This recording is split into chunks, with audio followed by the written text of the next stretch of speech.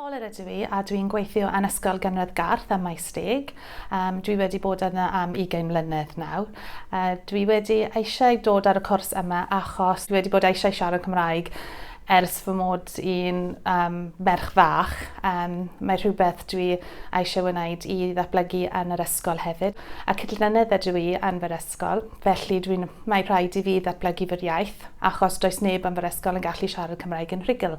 Felly dwi'n wedi bod ar y cwrs yma i helpu yr athrawon yn fy'r ysgol ac yr plant hefyd. Mae'r profiad anhygoel. Dwi wedi dysgu llawer o'r iaith, llawer o sgiliau, llawer o syniadau i wneud yn ôl yn yr ysgol. Dylai bawb yn gwneud y cwrs achos mae profiadau yn arbennig.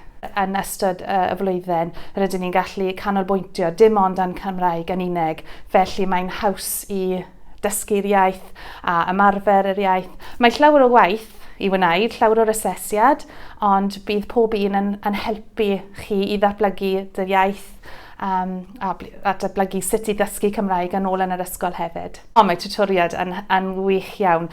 Mae 5 tutoriad gyda ni, ac felly mae rhai yn dod o y de a rhai yn dod o'r ogledd Cymru. Profiad dda i ymarfer siarad i pobl eraill a sut mae'r acen yn newid o bob ardal yn Nghymru.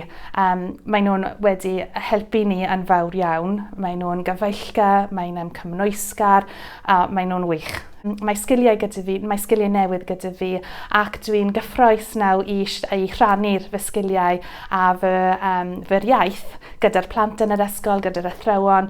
So nawr dwi'n barod i weld sut maen nhw'n gallu siarad mwy o Gymraeg am fy'r ysgol i ddylai athrawon yn dod ar y cwrs yma achos mae'n helpu chi yn fawr iawn.